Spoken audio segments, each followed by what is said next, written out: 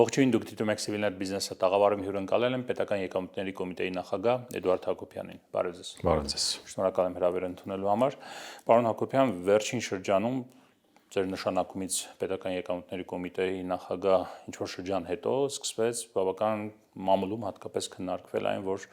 Պեկում կոռուպցիոն որոշակի երևույթներ կան, հեռախոսների ներկրման հետ կապված ինչ-որ հարցեր, որ այդ ամենում թիրախավորվում եք դուք այն իմաստով, որ կարծես ձեր կողմից հովանավորվեր այդ ամենը ըստ մամուլի հրապարակումների տարբեր աղբյուրներում եւ դրան զուգահեռ տեղի ունեցան նաեւ որոշակի փոփոխություններ Պեկում, կադրային փոփոխություններ, հա, մեկը ներքին անվտանգության վարչության պետն է կարծես հեռանում, հետո Զվարթնոցի Մաքսայինի պետքն է հեռացվել, նաև ձեր աշխատակազմի ղեկավարն է հեռանալու պաշտոնից կամ հեռացվել պաշտոնից։ Կասեք, նախ էս երկուս իրար հետ կապ ունեն թե չէ, եւ ինչ պատմություններ այդ կոռուպցիոն պատմությունները ձեր տեսանկյունից, ինչու էին այդքան երկար հրապարակումները շարունակվում եւ ավարտվել է դա թե ոչ։ Շնորհակալություն հարցի համար։ Ես դրա հետ կապված իմ գնահատականները հնչեցել եմ եւ ասուլիսի ժամանակ եւ ներքին ժողովների ժամանակ, որոնք հրապարակեցինք։ Տեսեք, ինչ է տեղի ունենում։ Մենք մտել ենք մի հետաքրքիր բարեփոխումների տեմպի մեջ, ապահովում ենք բարձր արդյունքներ, բացահայտում ենք բազմաթիվ խոշոր դեպքեր, բացահայտել ենք կոռուպցիոն բազմաթիվ սխեմաներ, ընդ որում նշեմ նաև ցուցանիշներով դրանք։ Պեկում եք բացահայտել կոռուպցիոն սխեմաներ։ 20-ից ավել հաղորդումներ միայն 2025 թվականին մենք ենք բացահայտել եւ ներկայացրել։ Եվ այնինչ տեղի ունենում, դա տեղի ունենում մի արձագանք այդ բոլոր երևույթներին։ Որոշ մարդկանց կողմից որոշակի նեղվածություն կա, որ մենք կարողանում ենք նման տեմպով առաջ ընթանալ, լուրջ արդյունքներ գրանցել, միաժամանակ կոռուպցիոն դեպքերը բացահայտել։ Որոշ մարդիկ ասելով նկատի ունեք, Պեկի նախկին պաշտոնյաները, գործող պաշտոնյաները, չգիտեմ, իրենք էին ձեր դեմ, ձեր ասելով մեդիա հարձակումները նախաձեռնել, թե ոչ։ Չէ, բնական է, եթե մենք օրինակ որոշ նախորդ տարիների ինչ-որ երևույթների շուրջ բացահայտումներ ենք անում, հաղորդումներ ենք ներկայացնում, եւ եթե մենք ներկայումս անհանդուրժող ձևով շատ տենց հստակ արձագանք ենք տալիս եւ պատասխանում այդ հարցերին, նաեւ գնում ցանկացած հարցի հետևից եւ ցուցանիշները պատահաբար չնշեցի, որովհետեւ եթե վերջին տարիներին գումարային նայենք, երևի այդպիսի ցուցանիշ չենք էլ ունեցել, քան այդ մի տարվա ընթացքում, եւ բնական է, որ այդպիսի ռեակցիաներ են լինում, եւ լինում է ինֆորմացիայի արտահոսք եւ դրսից որոշակի արձագանք նման երևույթների եւ սկսում են ուղղակի խոսել։ Եվ ամենակարևորը այս ամեն ինչի մեջ նա է, որ այդ խոսակցությունը նրա մասին է, որ համակարգը առողջանում է։ Իմ գնահատականը դա է, այսինքն երբ որ կա որոշակի ճնշում, կա ջերմություն թե ներսում թե դրսում, դա նշանակում է համակարգը առողջանում է, եւ այդ համակարգի առողջացումը ոչ բոլորին է ձեռնտու։ Եվ բնական է, որ լինում են նմանատիպ ռեակցիաներ։ Եվ այդ բոլոր դեպքերը, որոնց մասին դուք նշում եք, կարող ենք նույնիսկ հատատել յուրաքանչյուրի մասին քննարկել, դրանք Պեկի ներսում բացահայտված պոտենցիալ ռիսկեր են մաքսային կանոնների խախտման, որոնք համապատասխան քննություն են հիմա իրականացում եւ կարծում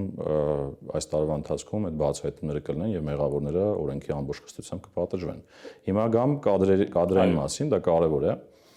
Տեսեք, ես դրա մասին խոսեցի եւ կարեւոր փոփոխությունների մասին խոսեցի իմ ժողովների ժամանակ ներքին։ Կարևոր փոփոխությունները ըստ էության եղան, մասնավորապես օդային վարչության պետը, ինչպես նաև ներքին անվտանգության վարչության պետը իրենց կամքով, իրավիճակը օբյեկտիվ գնահատելով վճռական քայլ կատարեցին երկուսն էլ եւ երկուսն էլ դիմումները գրել են արդեն համակարգում չեն աշխատում։ Կոռուպցիոն բացահայտումներով էր պայմանավորված նրանց հեռանալը համակարգից։ Չէ, ոչ թե խոսքը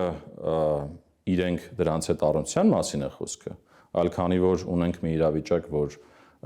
իրենց որոշակի նաև ասենք կառավարումից դուրս է գալիս եւ սկսում է իրենց անունները շոշափվել եւ ավելորդ աղմուկ բարձրանալ, բարձ է որ մարդիկ գիտակցելով իրավիճակը եւ իրենք են առաջարկությամբ հանդես գալի եւ իմ հետ են քննարկում, որ նման իրավիճակը պայթունավտանգ չդարձնելու համար ճիշտ քայլը իրենց հեռանալը համակարգից եւ այդ որոշումները կայացվեցին։ Դուք սկզբանե դրել եք իրենց հեռացման հարցը, երբ եկել եք համակարգը ղեկավարելով։ Եվ իրենց հեռացման հարցը, տեսեք, Ներքին անվտանգության վարչության պետը իմ հետ է եկել համակարգ։ Մյուս վարչության պետը եղել է համակարգում այլ վարչությունում, ներքին աուդիտի վարչությունում, եւ դա իմ կառավարման ժամանակ է տեղափոխվել այդ վարչություն։ Եվ հետեւաբար սկզբից նման խոսակցություն չէր կարող լինել։ Իսկ ինչ վերաբերում է գլխավոր քարտուղարին, գլխավոր քարտուղարի մասով իրավիճակը այլ է, այս երևույթների հետ որևէ առնչություն չունի։ Եվ աշխատակազմի ղեկավարի մասով։ Այո, հիմա ինքը տեղափոխվել է գլխավոր քարտուղարի տեղակալի հաստիքի, մրցույթը կայացել է, մասնակցել է եւ հաղթել եւ անցել է այդ աշխատանքին։ Դրա նպատակը նա է, որ մենք անցնում ենք մի փուլ զարգացման, որտեղ պետք են ավելի մեծ առաջադիմություն, մոտիվացիա եւ էներգիա, եւ այդտեղ երիտասարդությանը ավելի շատ տեղ տալու քայլ է դա, միաժամանակ փորձը պահելով իր կողքին։ Եվ մենք ունենք արդեն նշանակում համապատասխան վարչության պետը գլխավոր քարտուղար է նշանակվել։ Հասկացա։ Այնուամենայնիվ, քանի որ շատ ընդհանրական նկարագրեցիք, օրինակներով կնկարագրեք, օրինակ ինչ կոռուպցիոն սխեմաներ են եղել, որ դուք եկել եք ու բացահայտվել են, ինչին են դրանք վերաբերել, որ ոլորտներում են եղել։ Տեսեք, քանի որ դրանք նախաքննության ընթացքում են, Նու ընդհանուր գծերով, որ կարելի է բացահայտել։ Նախաքննության ընթացքում են, ես հիմա ճիշտ չի լինի, որպեսզի մանրամասներ բացահայտեմ եւ այդ նախաքննությունը եւ քննությունը կպարզի բոլոր մանրամասները, իսկ ուղղությունները շատ տարբեր են։ Սկսած գնումներից, շարունակած մաքսային դրվագներով, այսինքն մաքսային վերահսկողության դրվագներով, դրանից հետո հարկային վարչարության դրվագներով, այսինքն հովանավորչության դրվագներով, այսինքն բազմաթիվ ուղղություններով դեպքեր ունենք, որոնք աշճանաբար բացահայտվում են եւ համապատասխան գնահատական են ստանում։ Իսկ ինչու են ձեզ է մեղադրում, մամուլում հովանավորչության հատկապես դեպքերով։ Ես անկեղծ ասած նման մեղադրանք ուղիղ չեմ տեսել։ Ոչ թե ուղիղ, կոնտեքստուալ նրա մասին էր, որ ձեր կամ ձեր թիմի կողմից։ Իմ կարծիքով բնական է, երբ որ դու մի համակարգ ես ղեկավարում, որտեղ նման երևույթներ են տեղի ունենում, առաջին արձագանքը նա է, որ կոմիտեի նախագահան որևէ առնչություն ունի դրա հետ։ Բայց կոմիտեի նախագահան հենց առաջին նշանակման օրվանից ի սկզբունքները ասել է եւ կոռուպցիայի դեմ անխնա պայքարի հայտարարություն է արել եւ դրա հետևից գնում է եւ համակարգում չկա այնպիսի մեկը կամ դրսում չկա այնպիսի մեկը, որ կարող է որևէ օրինակ բերել, որ ես որևէ կապ ունեմ որևէ դեպքի հետ։ Շատ լավ։ Տեսեք, հիմա գանք արդեն թվերին։ 2025-ը ամփոփենք այդ առումով եւ հետո անցնենք 2026-ի առաջին 2 ամիսներին։ 25-ով դուք իհարկե հրապարակում եք կատարել նրա մասին, որ եղել է հարկային մուտքերի աճ, բայց կանխատեսելիության շրջանակներում, այսինքն որքան բյուջեով նախատեսված էր մինչև 14% մոտավորապես հարկային մուտքերի աճ, այդքան էլ մոտավորապես ապահովել եք 100.2%, իսկ ընթացիկ օրենքի փոփոխություններով վերանայված 2 տրիլիոն 729 միլիարդ դրամ ցուցանիշի նկատմամբ, որը կազմել է 99.8%։ Սա այն պարագայում, երբ որ մենք ունենք նախատեսվածից ավել տնտեսական աճ։ Կառավարությունը այսօր ասում է, որ մենք ունենք եւ վիճակագրական կոմիտեն ասում 7.6% տնտեսական աճ։ Հարկային մուտքերը նախատեսվածի չափ են եղել։ Ինչու հավելյալ տնտեսական աճը, հավելաճ հարկային մուտքերի չի ապահովել։ Թե էլի մենք ունենք որոշակի այսպես փրփուր տնտեսության մեջ, այն իմաստով, որ կան ոչ հարկունակ ոլորտներ, որոնք ուռեցնում են տնտեսությունը, բայց հարկային եկամուտներ չեն ապահովում։ Շատ լավ, նախ տնտեսական աճի մասին ենք խոսում, բայց պետք է հստակեցնենք նաև այն թվերը, որը որ հնչեցրեցիք։ Ճշտված ծրագրի համեմատել է բարձր հավաքագրումներ եղել, որտեղ վերջին տարեկան ճշտումների արդյունքում ըստ էության 100.3% նույնիսկ ճշտված ծրագրի համեմատ հարկային մուտքեր են եղել։ Հիմա գամ մի քանի շերտ ունի այս հարցը, որովհետև սովորաբար աճը աճի հետ համեմատելով մենք չենք կարող պատկերացում կազմել, թե ինչ է տեղի ունենում։ Նախ բյուջեով 25 թվականի մոտ 10.8-11%-անոց աճ է նախատեսված եղել։ Այսինքն այդ տեսանկյունից փաստացի 14%-անոց հարկային եկամուտներն ու տուրքերը իրենք առաջանցիկ են բյուջեի ծրագրից։ Երկրորդ տնտեսական աճը, եթե վերածենք անվանականի, դա ի սկզբանե է նախատեսված, հետո փոփոխվել է, հա, ես ճիշտ եմ հասկանում, որովհետև ձեր հրապարակման 10.8 է եղել, ես չգիտեմ, որ հրապարակման մասին եք խոսում։ Սա ձեր էջում կատարած հրապարակումն է, այսինքն պետեկամուտների կոմիտեի, որը հրապարակվել է ուրեմն 07-01-26 թվական, որ 2025 թվականի պետական բյուջեի մասին օրենքով սահմանված այսքան դրամի ցուցանիշի նկատմամբ հարկերի եւ տուրքերի փաստացի մուտքը կազմել է 100.2%։ 100.2-ը ճիշտ է։ Ես խոսում եմ ճշտված ծրագրի մասին, որը ասիկ դրա համեմատ մի փոքր ցածր, ճշտված ծրագիրը վերջնական տեսքով արդեն դրա համեմատ բարձր են, ուրիշ է։ Դա մի փոքր ավելի հին տեղեկատվություն է։ Հիմա առաջանցիկ է 10.8%, 11% աճից, որը ծրագրավորած էր։ Առաջանցիկ է նաև փաստացի աճերից։ Մենք ունենք փաստացի անվանական հնայի 11% աճ։ Այդ 7.2%-ը, որ ասում եք, եթե դրան գները ավելացնենք, 11% աճ է։ Դե հա, եթե ինֆլյացիան չհանենք եւ այլ, հա, դա նկատի ունենք։ Ինֆլյացիան վերականգնենք, որտեղ 7.2%-ը, այո, որտեղ հարկերի համար ավելի ռելևանտ է անվանական ցուցանիշները խոսելը։ Հիմա 11% աճից փաստացի հնայի մենք 14% նորից առաջանցիկ ենք։ Դա ինչ է նշանակում։ Դա նշանակում է, որ հարկային մուտքերը առաջանցիկ են եղել տնտեսությունից, անկախ նրա փաստացի ինչ ցուցանիշը գրանցվի, բայց շատ կարևոր է հաշվի առնել, որ երբ որ 25 թվականի բյուջեն ծրագրավորվում էր, դրանք ավելի բարձր բազայի վրա էին ծրագրավորվել։ 24 թվականը ավելի բարձր էր սպասվում, քան փաստացի եղավ։ Մոտ 60-65 միլիարդ 24-ին ունեցանք հարկային մուտքերի եւ մենք այնտեղ եթե նայենք հարկեր հնայի բարելավումը մոտ 0.7%-ային կետեր բյուջեով նախատեսված, փաստացի հենց այդքան էլ եղել է, այսինքն կարող ենք ասել ծրագիրը կատարվել է մի բան ավել, այսինքն այդ տեսանկյունից որևէ խնդիր չկա տնտեսական աճի հետ անհամահնչության։ Շատ լավ, այդ դեպքում օրինակ դուք կարողանաք այն ֆիսկալ բեռը սպասարկել ծախսի տեսանկյունից, որը հիմա կառավարությունը վերցնում է իր վրա կենսաթոշակների բարձրացման առումով, որը պահանջելու է տարեկան կտրվածքով մոտավորապես 80 միլիարդ դրամ հավելյալ գումար այդ ուրեմն ծրագիրը կամ այդ նպատակը նախաձեռնությունը ֆինանսավորելու համար կենսաթոշակների ֆոնդը ավելանալու է այդքանով, հա, որքան կարողանաք ապահովել հաշվի առնելով, որ իսկապես այնքան հավելած չի եղել, ինչքան հիմա իրենք վերցնում են 2025 թվականի արդյունքներով որպես սոցիալական, չգիտեմ, ֆիսկալ բեռ կառավարության վրա։ Այս տարի այդքան մուտքեր ավել կլինեն, որ կարողանա կառավարությունը իսկապես հարկերից վերցնի դա։ Շատ լավ, թույլ տվեք մեկնաբանեմ դրա մանրամասները։ Նախ տեսեք տարվա ընթացքում 25 թվականի հաշվի առնելով, որ 24 թվականը փաստացի եղավ ավելի ցածր, քան որոշակիորեն սպասվում էր, միջնարամկետ ծախսերի ծրագրով պետական 26 թվականի պետական բյուջեով 25 թվականի սպասումները վերանայվեցին։ Սկզբից մոտ 60-65 միլիարդ ցածր, հետո 30 միլիարդ ցածր, բայց փաստացի ինչ տեղի ունեցավ, նաև վարչարության արդյունավետության բարձրացման շնորհիվ մենք ունեցանք դրանցից ավել ցուցանիշներ, այսինքն ստացվում է, որ վերջի սպասումից մոտ 30 միլիարդ ավել եք հավաքագրել։ 25 թվականի 30 միլիարդ ավել է։ Եվ հետեւաբար այդ մուտքերն են նաև հիմք հանդիսանում, որ կառավարությունը կարողանում է այդպիսի բարեփոխումների մասին որոշում կայացնել։ Հիմա դա ինչ է նշանակում։ Դա նշանակում է, որ առնվազն այդ ավել հավաքագրածը, որը մենք ունենք, սպասումների համեմատ 26 թվականի վրա իր դրական ազդեցությունը առնվազն նույն չափով ունենալու է։ Եվ հետեւաբար տենց 30-40 միլիարդ դրամի չափով հնարավոր դեպի վերև ռիսկ կա հարկային եկամուտների, այսինքն դրական առումով եմ ասում,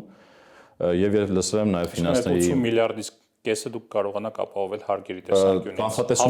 Կանխատեսումները հիմա ընթացքում են ֆինանսների նախարարությունը իրականացնում է,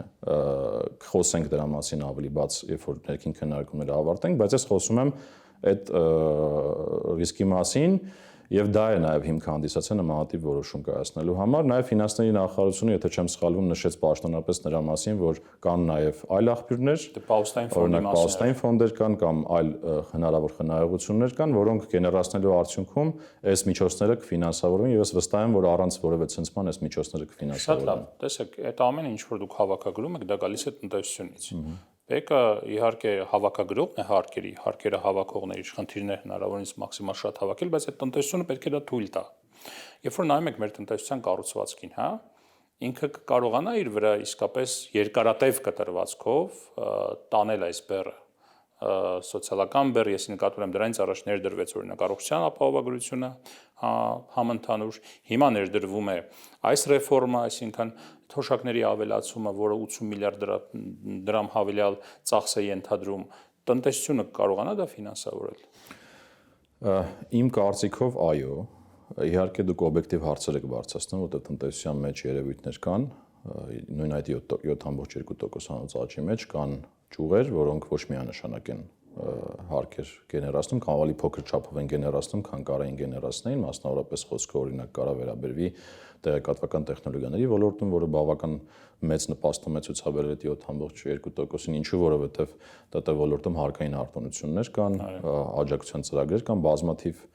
դրանք ինքնին բերում են որոշակի մուտքերի ավելի ցածր։ Վերջերս էլի ակտիվացած վերարտանումը կա, ոսկու, մշակող արդյունաբերության մասին եք խոսում, որտեղ որոշակի ֆենոմեն կա, շինարարության մասին ենք երևի թե խոսում, բայց փորձը ցույց է տալիս, հատկապես վերջի 2 տարիների եւ նաեւ այս տարվա մուտքերն են հուշում նրա մասին, որ դրանք շարունակական են, մասնավորապես օրինակ շինարարության տեմպերը նույն տրամաբանությամբ գնում են, մուտքերը նույն տրամաբանությամբ գնում են, այնտեղ բանկային համակարգը կա, որ բավական բարձր մուտքեր է ապահովում եւ շարունակում է այդ տենդենսը։ Հիմա ապագայի տեսանկյունից մտածենք, որպեսզի հասկանանք մենք կարող ենք արդյոք ավելի մեծ ծախսեր սպասարկել։ Շատ կարևոր է հասկանալ հարկման բազայի մեր հնարավոր պոտենցիալը եւ որը բխում է տնտեսությունից, որտեղ այս ամենի արդյունքում անկախ ամեն ինչից պետք է երևի թե շատ օբյեկտիվ ու բաց խոսենք նրա մասին, որ մեր տնտեսական աճի պոտենցիալը բարձրացել է։ Եթե մենք մոտ 2 տարի առաջ խոսում էինք 4-4.5 նմանատիպ աճերից, մենք հիմա արդեն խոսում ենք 5-5.5 ընդհանուր մինչև 6%-անոց հասնող աճերի մասին։ Պարոն Հակոբյան, եւ այն ներդրումները, որոնց մասին խոսվում է, դրանք բերելու են դրա բարձրացման նույնիսկ հետագայում։ Տեսեք, երբ որ նայում ենք տնտեսական աճի պոտենցիալը, այս առաջին ամսվա տվյալներն են արդեն հրապարակվել վիճակագրական կոմիտեի կողմից, մոտավորապես կառուցվածքը նույնն է, արդյունաբերություն 10+10%, մոտավորապես աճ, տնտեսական ակտիվության աճի համատեքստում։ Ու այստեղ դեռ չգիտենք, սա արդյունաբերության հենց տեղական արդյունաբերության մասին է խոսքը, թե սրա մեջ կա նաև վերարտահանման հումքի տեսքով ոսկու թանկարժեք քարերի եւ այլ, որ անցած տարվա դեկտեմբերին բավական կտրուկ աճել է։ Շինարարություն +20%, դա տեղի է ունենում արդեն երկար ժամանակ եւ չգիտեմ ինչքան ինքը կշարունակվի եւ վստահ չեմ, որ շատ կշարունակվի, որովհետեւ այն արտոնությունը, որ կար եկամտարկի հետ վերադարձ տեսքով ինքը արդեն հանվել է գոնե Երևանից եւ ծառայություններ 7%, եթե չեմ սխալվում։ Այս պատկերով մենք կարողանանք նման սոցիալական բեռ սպասարկել։ Ես արդեն մեկնաբանեցի, որ այո, հիմա այդ պատկերներից ամենը իր նյուանսներ ունի, մասնավորապես օրինակ երբ որ վերարտանման մասին եք խոսում, վերարտանումը այսպես թե այնպես ինքը հարկ չի գեներացնում, այդտեղ պետք չի շատ ջանքներ դնել հասկանալու համար, որովհետև չէ, տաց գեներացնում է տնտեսական ակտիվությանը, տաց է, մեզ ավելի շատ հետաքրքիր է ավելացված արժեքը, եւ ավելացված արժեքի տեսանկյունից վերարտանումը այդքան շատ ավելացված արժեք չի ստեղծում, որը տնտեսական աճին է վերաբերվում։ Շինարարությունը, ելի եմ ասում, այս տարվա ցուցանիշները հուշում են, որ իր տեմպը շարունակում է, եւ ես ավելին ասեմ, բազմաթիվ շենքեր կան, որ դեռ ավարտական փուլին չեն հասել եւ դրանք ավարտական փուլի հասնելու արդյունքում առաջիկա տարիներին այդ հարկերի միտումները պահպանվելու են։ Մյուս խոշոր ոլորտը նշեցի բանկերն են, ֆինանսական ոլորտը, եւ դուք եթե հետևել եք, տեսնեք, որ վարկային ակտիվությունը բավական բարձր է Հայաստանի Հանրապետությունում, եւ այդ վարկային ակտիվությունը պահպանվում է նաեւ այս տարի եւ միջնաժամկետում համոզված եմ կպահպանվի, դա նույնպես շարունակական մուտքեր է ենթադրում։ Եվ իմ կարծիքով դա այո կբերի նաև հարկային մուտքերի բարձրացման։ Եթե կարող եք ասել տեղեկություն տրամադրել, ինչով է պայմանավորված, որովհետև անցած տարեսկզբին մենք ունեցանք իսկապես վերարտահանման բավական լուրջ անկում, մինչև տարվա կեսերը, հետո սկսեց նորից ակտիվանալ եւ ըստ հրապարակումների դեկտեմբերին նորից կտրուկ աճել է։ Չի հասել իհարկե այն մակարդակին, որ կար 2024 թվականին, բայց այնուամենայնիվ նորից աճել է։ Սա ինչ ֆենոմեն է, ինչ որ սեզոնային իրավիճակ է, դուք հետազոտել եք, տեսել եք։ Ճիշտ է, հաց հետևում ենք մենք այդ զարգացումներին, այո, ճիշտ եք նկատել, որ դա այն ծավալները չեն, ինչ որ մենք ժամանակին տեսել ենք, ու մեծ հավանականությամբ այդ ծավալները չենք էլ տեսնի։ Ուղղակի նույն ըստ էության արտահանողները լրացուցիչ բիզնես հնարավորություններ են ունեցել եւ շարունակում են սպասարկել։ Այո, խոսքը երկու շուկա կա ոսկու ձուլակտորների շուկա, կա ոսկյա իրերի շուկա։ Եվ այստեղ իրականում շատ անհանգստանալու բան չունենք, որովհետեւ ժամանակին հենց այդ բարձր ցնցման դրական ցնցման ժամանակ, եթե կհիշեք, պետական տուրք ներդրվեց եւ կարելի ասել այս հոսքերից պետությունը տուրքի տեսքով համապատասխան մուտքերը ստանում է։ Հիմա թե ինչքան շարունակական կլինի դա կամ չի լինի, դա արդեն այլ հարց է, որը կհետևենք կհասկանանք։ Ներողություն, որքան է պետական տուրքը։ Պետական տուրքը, եթե հիմա չափը դժվարանա հիշել, բայց խոսքը մոտավորապես 4%-անոց մարժայի 18% շահութարկի մասին է։ Այսինքն մոտավորապես այդ չափի պետական տուրք են վճարում։ Այնուամենայնիվ այդ շարժից պետությունը ինչ որ բան ստանում։ Այո։ Նա մեծ գումարներ չի, բայց ստանում։ Մեծ չի, այո, բայց ստանում։ Շատ լավ։ Տեսեք, գալով այս տարվա ցուցանիշներին, առաջին 2 ամիսները, եթե ունեք, խնդրեմ ներկայացրեք հարկային մուտքերի տեսանկյունից ինչ պատկեր է եւ արդյոք մենք պլյուսով ենք գնում այս առումով։ Իրականում բավական դրական պատկեր ունենք, շարունակում են միտումները նաեւ այս տարի։ Մենք հունվարին ունեցանք 8%-անոց աճ մոտավորապես հարկային մուտքերի։ Այո։ Ես այսօր նույնիսկ հարցազրույցին գալուց առաջ նայեցի ցուցանիշները, մենք փետրվարին արդեն դրա որոշակի արագացում ունենք դեպի 9-10%-անոց աճեր։ Այս տեսանկյունից այս ցուցանիշները համադրել են մեր տարվա կանխատեսումներին, ընդ որում ավելին ասեմ, մեր երամսյակային կամ կիսամյակային կանխատեսումներին նույնիսկ գերազանցում են աճերով, այսինքն տարվա համար ընդհանրապես 9%-ի շուրջ աճեր են կանխատեսվում եւ դրան համահունչ գնում ենք եւ 8-ից 10% էս երկու ամսվա։ Այո, այս 9-ի շուրջ աճերի մասին է խոսքը, հունվար փետրվարի կտրվածքով եւ այդ տեսանկյունից մենք այս պահին մեր կանխատեսումներից առաջանցիկ ենք շարժվում։ Այսինքն հարկային մուտքերի թերակատարում այս պահին գոնե կանխատեսմամբ դժվար ունենանք այս տարի։ Ոչ, նույնիսկ դրա համար եմ ասում, մենք մեր կանխատեսումներից առաջանցիկ շարժվում ենք արդեն 2 ամսվա կտրվածքով։ Շատ լավ։ Տեսեք, վերջին շրջան պարբերաբար են այս խնդիրները ծագում, բայց վերջին շրջանում եւս կարծես ծագում լուծվում են։ Խոսքը հայկական բեռնատարների մասին է Վրաստանում, որ խնդիրներ են ծագում ըստ մամուլի հայտնած տեղեկությունների եւ վարորդների դժգոհություններ կան վրացական կողմից որ գումար են պահանջում հայկական բեռնատարներից վարորդներից, որպեսզի թույլ տան նրանք մտնեն Հայաստան։ Դուք ձեր պաշտոնակցի հետ Վրաստանում զրուցել եք այս հարցով, ինչ որ բան ունեք դուք անելու, չունեք անելու, ինչ խնդիր է սա, ինչու է պարբերաբար ծագում։ Տեսեք,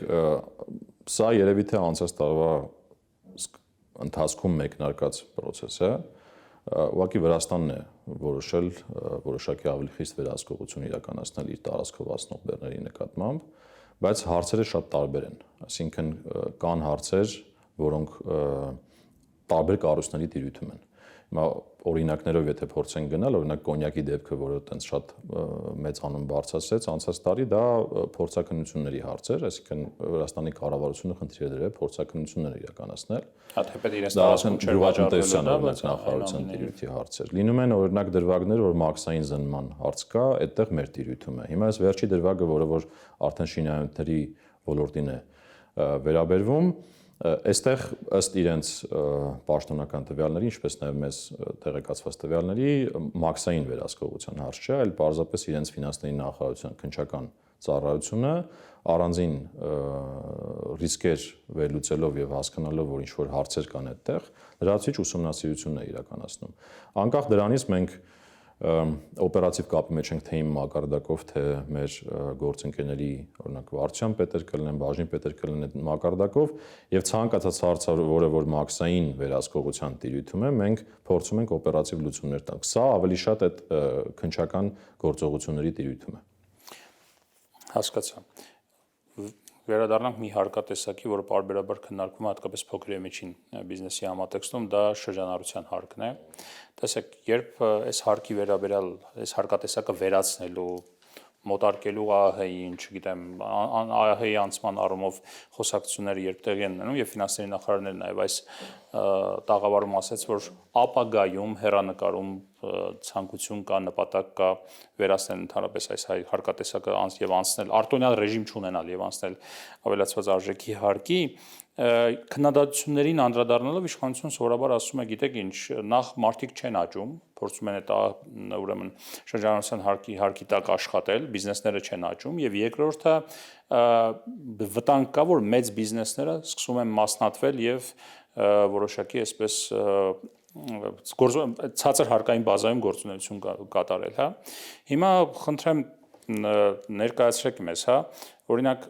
այս ընթացքում որ փոփոխություն տեղի ունեցավ 5-ից 10% մոտավորապես երկու անգամ աճեց։ Դա ինչ հավելյալ հարկային ռեսուրսներ է գեներացրել է թե ոչ։ Ձեր այսպես ակնկալիքները հարկային մուտքերի տեսանկյունից այսպես արդարացան թե ոչ։ Խնդրեմ, ինչ պատկեր ունենք։ Նախ սկսենք նպատակից։ Նպատակը նա չի եղել, որ հարկային մուտքերը ապահովեն, չնայած բնական է, որ կլինեին դրվագներ, որտեղ որ դա տեղի ունեցած կլիներ։ Հիմա տեսեք, ես երկու թիվ հնչեցնեմ։ 24 թվականին 4% արդյունավետ դրույքաչափ է եղել տնտեսությունում շրջանառության հարկվճարողների մոտ։ 25 թվականին այդ ցուցանիշը դարձել է 4.6%, այսինքն իրականում հարկման դրույքաչափը միջինում 0.6%-ային կետով է փոխվել։ Ընդ որում բազմաթիվ են դրվագները, որ տնտեսվարողները կարողացել են նույնիսկ այն նվազեցումները անեն, որը որ ծախսագրումները, որոնք որ կառավարությունը թույլ է տվել, եւ այդ ծախսագրումների միջոցով իրենց նույնիսկ դրույքաչափերը իջեցնեն։ Նման դրվագներ էլ ունենք։ Կամ օրինակ ենթարենք առևտրի ոլորտը վերցնենք, որտեղ շատ էին բողոքները անցած տարի եւ մենք բազմաթիվ հանդիպումներ ունեցանք, այդտեղ էլ ասենք, օրինակ ես ցուցանիշները հիմա նայում եմ, 2.4% արդյունավետ դրույքաչափ եղել, մնացել է նորից էլի 2.4%։ Հիմա ասածս նա է, որ եթե հարկման ճակերտավոր ասած բերի տեսանկյունից ենք մոտենում հարցին, այստեղ էական լուրջ փոփոխություններ չեն եղել։ Եվ այդ փաստաթղթավորման, ստվերից դուրս գալու, մասնատվելու ռիսկերը ավելի կառավարելի են դարձել նմանատիպ համակարգի պայմաններում։ Ավելին ասեմ, մենք նույնիսկ այս ռեֆորմը ուղեկցել ենք բազմաթիվ իրազեկումներով, համապատասխան ուղեցույցներով եւ այս տեսանկյունից կարծում եմ, տենց մեծ անհանգստանալու առիթ չկա, բայց մենք պետք է գիտակցենք, որ Հայաստանի Հանրապետությունում 115 միլիոն շրջանառության հարկի շեմը շատ բարձր է։ Այդպիսի շեմ մեր համադրելի երկրներում գոյություն չունի։ Իսկ Վրաստանում այդպես չէ։ Ոչ, նման շեմեր չկան։ Մեր մոտ շատ բարձր է եւ հետեւաբար կարելի ասել կառավարությունը նույնիսկ բավական լոյալ է այս ոլորտի համեմատ, պարզապես խնդրում է լինել ավելի թափանցիկ, որպեսզի խոշորները հնարավորություն չունենան մասնատվել եւ վերածվել փոքրերի։ Այդ գալով խոշորներին, բարբերաբար որ ասում են խոշորները կարող են մասնատվել, ռիսկը կա եւ վերածվել փոքրերի։ Հանրությանը ես որքան գիտեմ, կոնկրետ դեպքեր օրինակներ հայտնի չեն, որ ՊԿ հայտարարի, որ օրինակ այսպիսի դեպք է բացահայտվել, որ խոշորը մասնատվել է, սկսել է փոքր ցածր հարկային ռեժիմում աշխատել, հա։ Եթե կա, խնդրեմ ներկայացրեք, եթե չկա, ինչու է այդ ռիսկի մասին բարբերաբար խոսվում։ Տեսեք, սովորաբար եթե նկատել եք մեր հանրային հրապարակումներում, մենք այդպիսի ռիսկերի մասին չենք խոսում, միգուցե պետք է մի քիչ ավելի բաց խոսենք, համաձայն եմ, բայց օրինակ իմ վերջին մեկ տարվա փորձառությունը ցույց է տալիս, որ մեր ստուգումների ինչ որ մասում մենք միշտ հանդիպում ենք նման դրվագների։ Ու ասել թե մենք գիտենք դա երբ է մասնատվել կամ ինչու է մասնատվել, ոչ բոլոր դրվագներում է, բայց մեր առանձին ստուգումների շրջանակներում բացահայտում ենք։ Օրինակ փոխկապակցված բազմաթիվ կազմակերպություններ ենք բացահայտում, երբ որ խոշորը աշխատում է մի քանի փոքր կազմակերպության հետ, եւ այդ փոքր կազմակերպությունները իրեն մատակարարումներ են անում, ու նմանատիպ իրավիճակներ շատ կան։ Դրանք լինում են փոքր կազմակերպությունները իրեն են պատկանում, այդ խոշորին են պատկանում։ Ըստ էության, եթե նույնիսկ իրենը չեն պատկանում, փոխկապակցություններով մենք կարողանում ենք տեսնել, որ այդպիսի երևույթներ կան, դրանց հիման վրա համալիր ստուգումների շրջանակում ենք հանդիպում, լինում են նաև քրեական գործերի շրջանակներում են այդպիսի բացահայտումներ լինում, բոլոր ուղղություններում էլ կան։ Ես նկատի ունեմ, որքանով են դրանք համակարգային լուրջ խնդիր, որ փորձում են ընդհանրապես հարկատեսակը վերացնել, հա, որպեսզի այդ երևույթի դեմ պայքարի։ Եթե դրանք կոնկրետ դեպքեր են, արժի այդ կոնկրետ դեպքերի դեմ պայքարել եւ ոչ թե հարկատեսակը։ Տեսեք, աշխարհում մոտեցումը հետեւյալն է։ Սովորաբար շեմերը լինում են համեմատաբար ցածր եւ պարզ հարկային ռեժիմում։ Հիմա քանի որ մեր մոտ բարձր է, այն տիրույթը, որտեղ կարող են կազմակերպությունները մասնատվել եւ գործել, շատ ավելի մեծ է։ Եվ պետք է մենք գիտակցենք, որ պետական եկամուտների կոմիտեն ունի առավել ռեսուրս եւ պետք է չի այդ ռեսուրսը ունենա, որպեսզի այդքան ռեսուրս ծախսի եւ ամեն խոշորի հետևից գնա ու parzի թե ինչու մասնատվեցին։ Դրա համար շեմերը սովորաբար լինում են ավելի չափավոր մակարդակի, դրա համար եմ ասում Հայաստանի Հանրապետությունում շեմերը բավական բարձր են։ Հիմնական ստվերային ոլորտները 2025-ին եւ 2026-ին, որ հիմա դիտարկում եք, որոնք են։ Ստվերային ոլորտների տեսանկյունից իրականում պատկերը շատ էական չի փոխվում,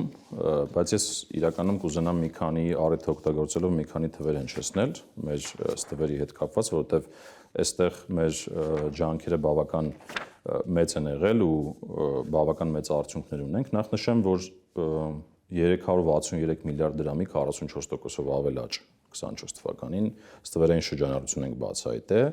Եթե թաքցված հարկը նայենք, մոտ 124 պոտենցիալ թաքցված հարկի մասին եղեք խոսքը։ Այսինքն որ այդ ամբողջը գնացել է հիմա պետական բյուջե, դրանք ընթացքում քրեական գործեր են եւ այլ եւ այլ։ Մի մասը վերականգնվել է, մի մասը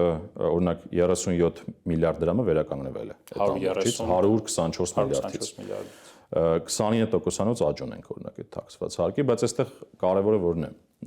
Տեսեք ինչ է տեղի ունենում։ Մեր մոտ կառուցվածքային լուրջ փոփոխություն է տեղի ունենում, որովհետև շատ են ստվերի դեմ պայքարին անվանում կոշտ։ Մենք այդ կոշտությունը էապես մեղմել ենք։ Ինչ է դա նշանակում, որ թվային հետախուզության գործիքների դերն ենք շատացրել։ Դա մենք ունենք համապատասխան թիմ, որը կարողանում է հարկ վճարողների թաքցված տեղեկատվությունը համակարգիչներից, սերվերներից դուրս բերել, եւ դրա դերը եթե օրինակ 24 թվականին 6-7%-ի շրջանակներում էր, պատկերացրեք օպերատիվ հետախուզական միջոցառումների քանակը եւ դրա մեջ 7%-ը, հիմա մոտ 40 եւ ավել տոկոսը այդ գործիքի կիրառմամբ է։ Դա ավելի փափուկություն է ենթադրում։ Ինչու՞, որովհետեւ եթե օրինակ առաջ պետք է օպերատիվ վարչության աշխատողը գնար եւ ինչ որ համակարգի ստիպվածքներ վերցնելու կամ կրիչներ վերցնելու, հիմա շատ դեպքերում տեղում շատ փափուկ հանգիստ բանակցային ձևով համապատասխան ծրագրերով այդ տեղեկատվությունը վերցվում է եւ ավելին ասեմ, դա մեզ թույլ է տվել, որ օպերատիվ հետախուզական միջոցառումների քանակը նվազեցնենք, 22%-ով նվազում ունենք եւ եթե գամ ոլորտներին հիմա այստեղից,